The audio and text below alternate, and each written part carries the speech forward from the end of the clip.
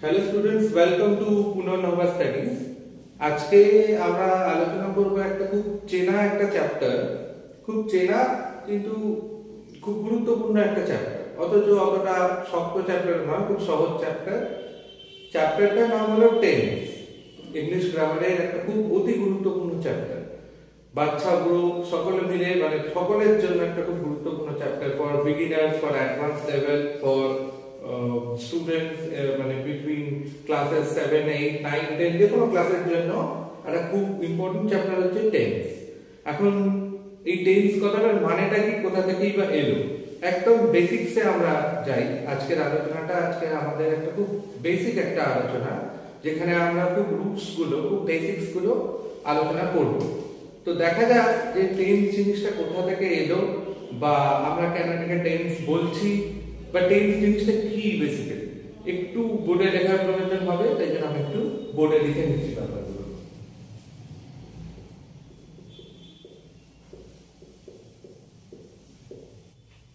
এই টেন্স কথাটা একটা 5 লেটার ওয়ার্ড টেন্স। এই টেন্স কথাটার মানে হচ্ছে টাইম। বেসিক্যালি এর সহজ ইংরেজি অর্থ হচ্ছে টাইম।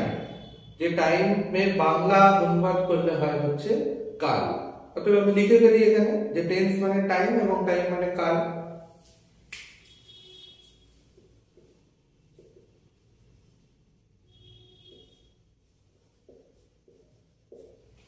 আর এই কাল মানে হচ্ছে সময়। আমরা এই যে বলি আগামীকাল, গতকাল, বহুকাল আগে, তার মানে হচ্ছে সময়। আগামী সময়, গত সময়, বহু সময় আগে, এরকম ব্যাপারগুলো।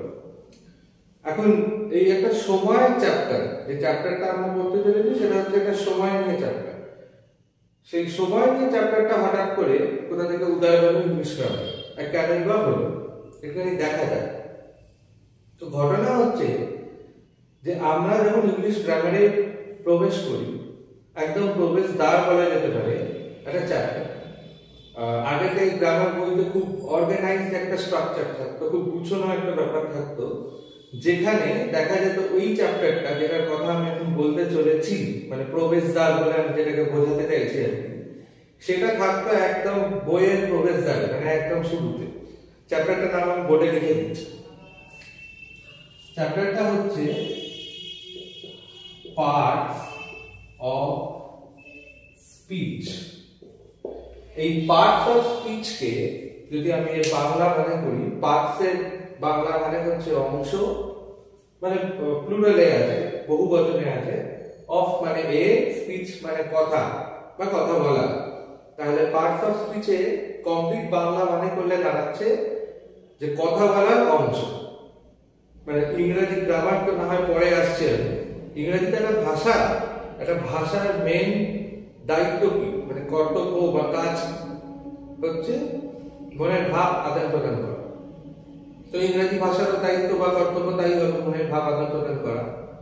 মনের ভাব আদান প্রদান করতে গেলে তো ওকে কিছু অংশের উপর ভার করে করতে হবে, বা কিছু নিয়মের উপর ভার করে করতে হবে। নিয়মের থেকে বড় কথা হচ্ছে ওকে কিছু অংশের উপর ভাগ করে করতে হবে, এবং প্রত্যেকটা অংশ, প্রত্যেকটা পার্ট তার এক এক রকম নিয়ম থাকে। তাই জন্য একদম গোড়ার চ্যাপ্টার যেটা করা হয়েছে ইংলিশ গ্রামারে, বা যেটা শেখানো হয়, যেটাকে প্রবেশদ্বার বলা যেতে পারে, সেটা হচ্ছে আমাদের পার্টস অফ স্পিচ। দর্শক মনে রাখবেন, আমি কিন্তু টেন্সের আলোচনা করতে করতে চলে এসেছি পার্টস অফ স্পিচ। এখন অনেকেই মনে করতে পারে যে কেন এসেছে, এটা আমার একটুখানি বলে রাখা দরকার। কেননা এই টেন্স চ্যাপ্টারটাকে আলোচনা করতে গেলে আমার একটা বিশেষ পার্টস অফ স্পিচ নিয়ে একটু আলোচনা করতে হবে। সেই বিশেষ পার্টস অফ স্পিচ নিয়ে আলোচনা করতে গেলে সামগ্রিকভাবে আমাকে পার্টস অফ স্পিচ নিয়ে একটু আলোচনা করতে হবে। তো সেই পার্টস অফ স্পিচে আমাদের 8টা পার্টস অফ স্পিচ আছে ইংরেজি ভাষায়। আমরা সকলেই জানি, একদম ছোটতে শেখানো হয় যে noun, pronoun, verb, adverb, adjective, preposition, conjunction, interjection. এই 8টা অংশে আমরা কথা বলবো। অর্থাৎ আমাদের ইংরেজি লেখা বা ইংরেজি কম্পিটিটিভ পড়া বা ইংরেজিতে এসে লেখা বা পরীক্ষা দেওয়া আমরা বাদ দিলাম। Let us talk of English as a language which is spoken, যে ভাষাটা বলা হয়, মানুষের মুখে মুখে বলা হয়।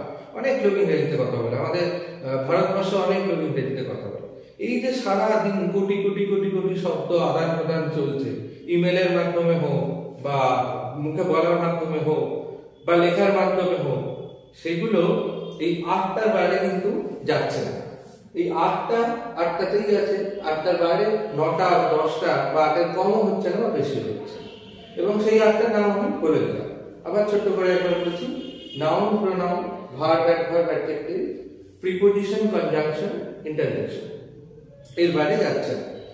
এখন এই 8টার নামকরণ এখানে আনার, এই বিষয়টাকে আমার এই আলোচনায় আনার দরকারটা হচ্ছে যে চ্যাপ্টারটা আমি পড়ছি তার নাম টেন্স, এবং সেই টেন্স এই 8 জনের মধ্যে থেকে একজনের সাথে রিলেটেড। আমরা ইংলিশ গ্রামারের যে সমস্ত চ্যাপ্টার পড়ি তার শুরুতেই এই চ্যাপ্টারটাকে রাখা হয়। কেন রাখা হয় না, বাকি চ্যাপ্টারগুলো সবাই মানে এই 8 জনের মধ্যে একজন না একজনের সাথে রিলেটেড, বা আমরা দেখতে পাবো যে 8 জনের মধ্যে 2-3 জনই হয়তো তার সাথে রিলেট করে আছে। এখন এই জিনিসটা একটু বুঝতে অসুবিধা হতে পারে, আমি বোর্ডে ভালো করে বুঝিয়ে দেব। টেন্স মানে তো টাইম, আর টাইম মানে তো কাল, আর কাল মানে সময়। তো সময় কার হয়, সময় কার হয় মানে কথাটার মানেটা কি বোঝা গেল? ভালো। নাউন, নাউন নামে একটা পার্ট অফ স্পিচ আছে আমরা জানি। তো সেই নাউনটা কি?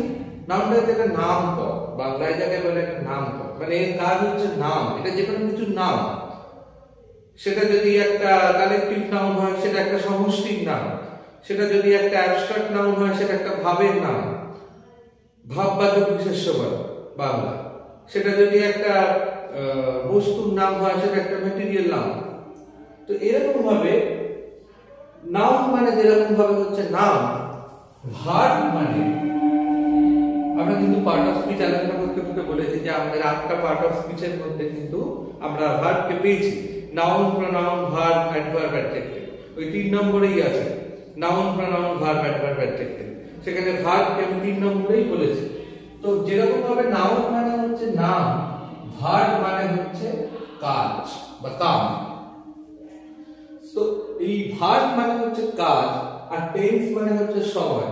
তো এত পার্ট অফ স্পিচের মধ্যে সময়ের প্রয়োজন কার আছে, যে কাজ দাঁড়িয়ে আছে।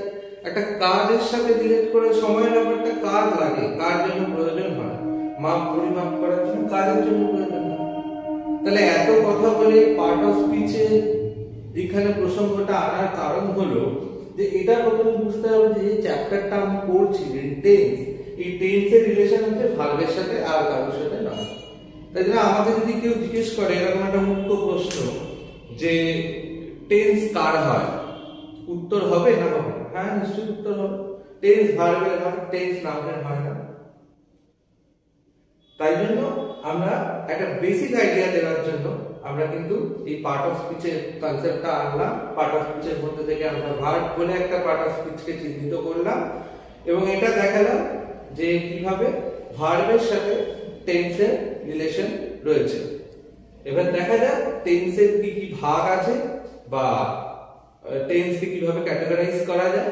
কারণ ব্যাপারটা নিতান্তই সহজ, কিন্তু গ্রামার কেন, যে কোনো বিষয়তেই, যে কোনো বস্তুতেই একটা ক্যাটাগরাইজেশন বা একটা ভাগ বিভাগ ব্যাপারটা তো রয়েছে। তো ইংরেজি গ্রামার তার বাইরে নয়, তার ব্যতিক্রম কিছু নয়। তো আমরা সেই ভাগ বিভাগগুলো এখন একটুখানি দেখব।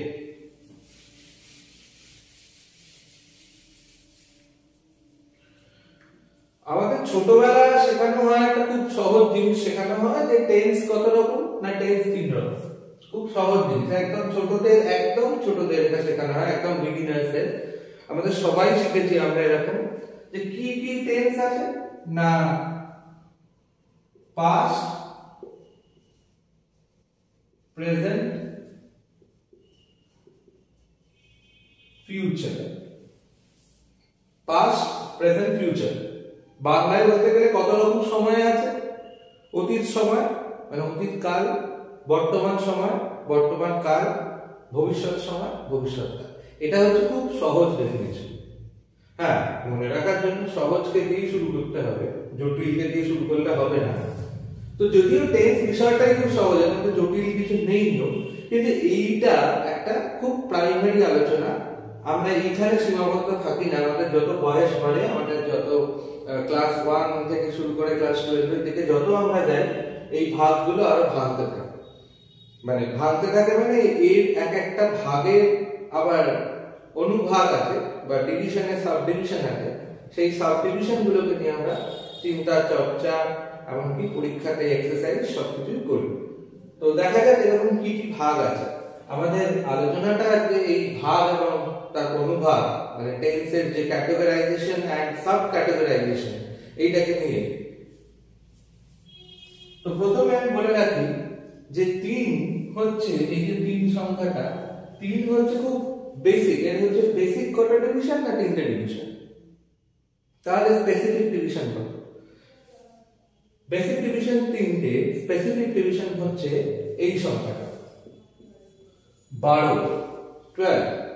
এক একটা অর্থাৎ ভাঙছে 4টে করে সাব ডিভিশন হচ্ছে। এক একটা বেসিক টেন্স থেকে, এগুলো হচ্ছে basic tense, past present future হচ্ছে বেসিক টেন্স, অর্থাৎ একটা মৌলিক যাকে বলা যায়। এই মৌলিক গুলো আবার ভাঙছে, মানে এক একজন 4টে অনুভাগে, এক একটা ক্যাটাগরি 4টে সাব ক্যাটাগরিতে ভাঙছে। ভেঙে যেটা আমরা পাচ্ছি 3 4 12। কিভাবে 12 দেখা যায়। আমার মনে হয় একটা জিনিস খুব ভালো হয়, সেটা হচ্ছে যে একজনকে এরকম ভাবে না ভেঙে আমরা যদি ভাগগুলো কি কি সেটা নিয়ে যদি আলোচনা একটুখানি করি বা সেটাকে ভালো করে দেখি। এখানে আমরা কেবল একটা ভাগকে ধরে নেব। তো 1 নম্বর ভাগ এখানে হচ্ছে সিম্পল, বা যাকে বলা হয় ইনডেফিনিট। এটাকে বাংলায় আমরা বলি, আমি কিছুটা আবার ইন্টারাপ্ট করছি, নিজেকে ইন্টারাপ্ট করি। সেটা হচ্ছে বাংলা গ্রামার আর ইংরেজি গ্রামারে একটা অদ্ভুত মিল পাওয়া যায়, মানে অমিল যেরকম পাওয়া যায় মিল পাওয়া যায়। এখন আমার দেখার ব্যাপার হচ্ছে মিলটা। কেন মিলটা দেখার জায়গা? কারণ বাংলা নামকরণের দ্বারা, এটা আমার সাজেশন, বাংলা নামকরণের দ্বারা, বাংলা গ্রামারের দ্বারা ইংলিশ গ্রামারকে কিন্তু মনে রাখা খুব সহজ হয়। বাংলায় খুব সুন্দর সুন্দর কিছু নামকরণ রয়েছে। যেরকম বলি, এই সিম্পল বা ইনডেফিনিটটাকে ওরা বাংলায় বলে, বাংলায় বলা মানে নিত্য। যেরকম আমরা এই সিম্পল, এই 3টের ক্ষেত্রেই কিন্তু আমরা অ্যাপ্লাই করতে পারি। যেরকম সিম্পল পাস্ট, নিত্য অতীত; সিম্পল প্রেজেন্ট, নিত্য বর্তমান, মানে যা কিছু ঘটে; সিম্পল ফিউচার বা হচ্ছে নিত্য ভবিষ্যৎ। এটাকে আমরা ইনডেফিনিটও বলি, অর্থাৎ এর নামকরণ দুরকম ভাবে করা যায়। Simple past, simple present, simple future, অথবা past indefinite, present indefinite, future indefinite. এটা দুটো নামকরণ আছে। বাংলায় এটাকে নিত্য যোগে আমরা করি। এরকম ভাবে আমরা বলি নিত্য পূজা কথাটা, এরকম ভাবে নিত্য অতীত, নিত্য বর্তমান, নিত্য ভবিষ্যৎ। ইংরেজিতে কিন্তু দুটো, যে কোনো একটাকে ব্যবহার করতেই পারি আমরা। নিত্য কি সেটাতে আমি আসছি, আগে ভাগটা বুঝিয়ে। দ্বিতীয় হচ্ছে কন্টিনিউয়াস।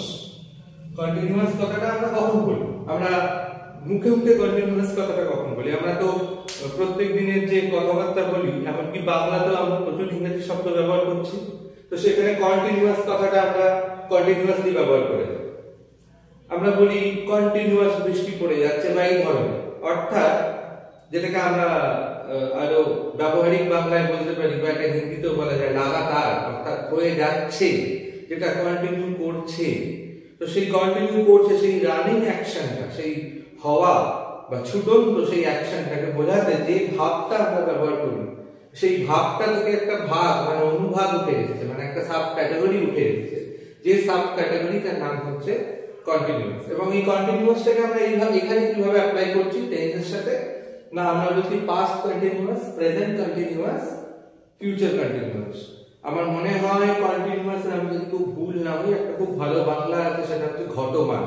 এই ঘটমান মানে আমরা কিভাবে বলি? ঘটমান অতীত, অর্থাৎ অতীতে যা ঘটেছিল না, সেটা হচ্ছে সিম্পল পাস্ট। অতীতে যা ঘটছিল, পাস্ট কন্টিনিউয়াস।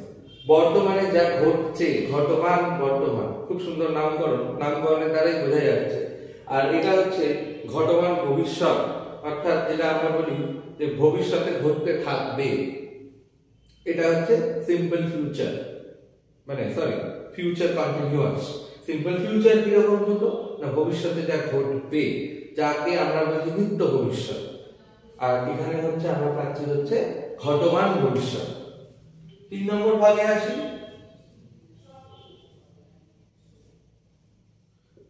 পারফেক্ট নামটা শুনে খুব ভালো লাগছে, কারণ কথাটা হচ্ছে পারফেক্ট। তো এই পারফেক্ট কথাটা আমরা কখন বলি? পারফেক্ট কথাটা ধরা যাক এটা আমি টেন্সের বাইরে বাদ দিলাম, টেন্সের প্রসঙ্গ আমি বাদই দিলাম না, আমি মৌখিকভাবে আমি কখন পারফেক্ট কথাটা বলি কাউকে? যখন তার কোনো কাজ সম্পন্ন হয়েছে বা কোনো কিছু সম্পন্ন হয়েছে, সে আমাকে দেখাচ্ছে বা আমাদেরকে দেখাচ্ছে কিরকম দেখতে দিয়েছে, তখনই আমরা পারফেক্ট বলি, মানে তাকে সাধুবাদ জানাই যে এটা খুব ভালো হয়েছে।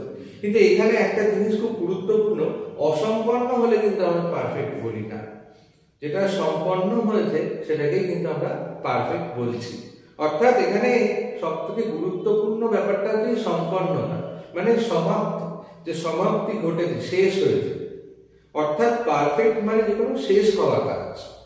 শেষ হওয়া কাজের সাথে বর্তমান ভবিষ্যৎ বা অতীতের কিরকম মিল আছে, সেটাকে কেন এখানে একটা সাব ক্যাটাগরি হিসেবে রাখা হয়, সেটা আমাদেরকে একটু প্রশ্ন করা যায়। সেটা হচ্ছে যে প্রেজেন্টে সবে সবে বর্তমানে যেটা সমাপ্ত হয়েছে বর্তমানে, এখানে কিন্তু একটা অসুবিধা হতে পারে। যেহেতু এটা আমি হয়েছে বলছি, অনেকের এটা আমি দেখেছি, অনেকের একটা কনফিউশনে প্রবলেম হয়, অনেকে ঘুরিয়ে ফেলে পারফেক্টকে পাস্ট বলে ধরে ফেলে। যেহেতু পাস্ট হচ্ছে অতীত আর পারফেক্ট তো সমাপ্ত হয়েছে মানে হচ্ছে অতীত, তাই জন্য মনে করে যে পারফেক্ট মানে বোধহয় পাস্ট টেন্স। না, আমি সেরকম ভাবে ব্যাপারটাকে বলছি না। আমি একটা জিনিস বলেছি যে পারফেক্ট বুঝতে গেলে আমাদেরকে মাথায় রাখতে হবে যে সেটা সমাপ্ত হয়েছে।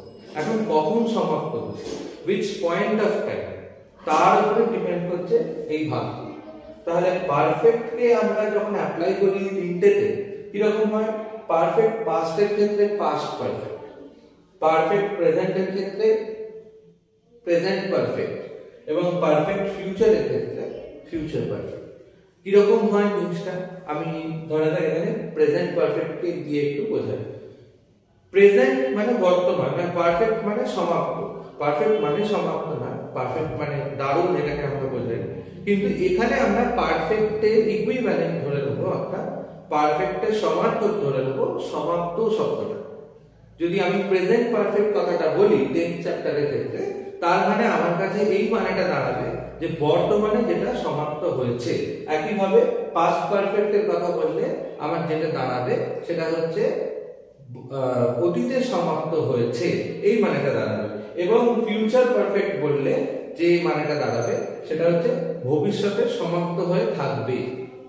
আমি কিন্তু বাংলা মানে দিয়ে যাচ্ছি, আমি আবার করে বলছি, বাংলা নয়, শুধু বাংলা কেন, যার যেটা মাতৃভাষা সে যদি সেটাতে অনুবাদ করে জিনিসটাকে সেই রকম ভাবে নিজের ব্রেনে ইনপুটস গুলো দেয়, তাহলে কিন্তু এটা বোঝা করা সবকিছু এক্সারসাইজটা গোটাটাই খুব সুবিধা হবে। তো পারফেক্টে এখানে একটা কনফিউশন ছিল, মানে যেটা হয় এইটা আমার দুবার বলবার কারণ হচ্ছে এই ভুলটা আমাদের 20 বার হয়, মানে 2 কে 10 দিয়ে গুণ করলে 20 হয়। এই পারফেক্ট কে অনেকে কিন্তু পাস্ট বলে কল্পনা করে বা ভেবে নেয়, বা একটা মিসকনসেপশন হয়। কারণ পাস্ট হচ্ছে সমাপ্ত হয়ে যাওয়াটা হচ্ছে পাস্ট, আর পারফেক্ট হয়ে যাচ্ছে সমাপ্ত হয়ে যাওয়া। তাই জন্য কিন্তু এখানে একটা কনফিউশনের জায়গা থাকে। আমরা যখন আরো উদাহরণে যাব, আরো স্পেসিফিকেশনে যাব, তখন ব্যাপারটাকে আরো ভালো করে আমরা বুঝতে পারবো। চলে আসছি লাস্ট ভাগ এখানকার,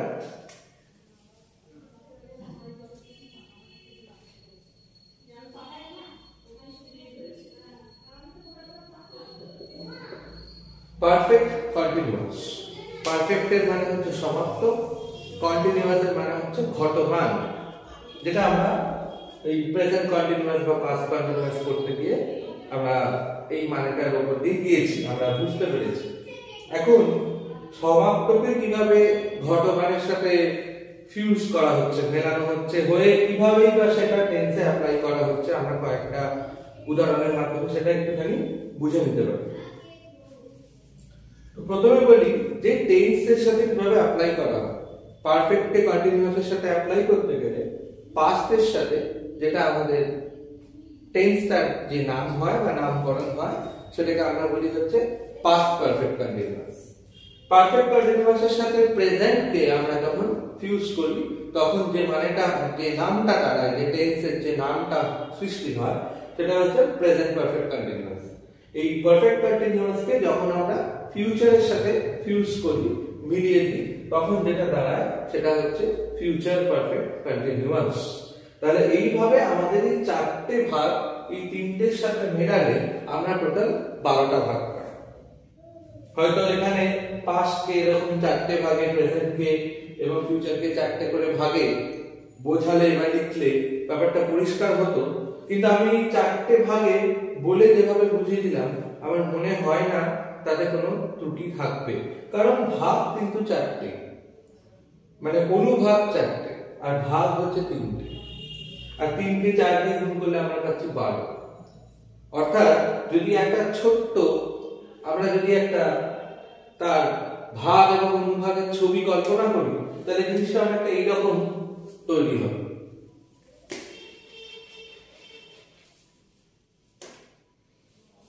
এই পাস্ট থেকে চারটে ভাগ থাকবে, এই প্রেজেন্ট, এখান থেকে আমাদের চারটে ভাগ থাকবে, এই ফিউচার ভবিষ্যৎ, এখান থেকে আমাদের চারটে ভাগ থাকবে। চারটে ভাগের নামকরণ লিখবো না, কারণ চারটে ভাগ আমরা জানি। কি কি চারটে ভাগ আরেকবার বলে নেওয়া যায়। সিম্পল বা ইনডেফিনিট, যাকে বলে নিত্য, তাদের নামগুলো কিরকম হয়? পাস্টের ক্ষেত্রে সিম্পল পাস্ট, প্রেজেন্টের ক্ষেত্রে সিম্পল প্রেজেন্ট, নিত্য বর্তমান, ফিউচারের ক্ষেত্রে সিম্পল ফিউচার। তারপরে ভাগ কন্টিনিউয়াস, তাদের নামকরণগুলো কিরকম হয়? পাস্টের ক্ষেত্রে পাস্ট কন্টিনিউয়াস, ঘটমান অতীত, প্রেজেন্টের ক্ষেত্রে প্রেজেন্ট কন্টিনিউয়াস, ঘটমান বর্তমান, এবং ফিউচারের ক্ষেত্রে ফিউচার কন্টিনিউয়াস, ভবিষ্যতে যা ঘটতে থাকবে।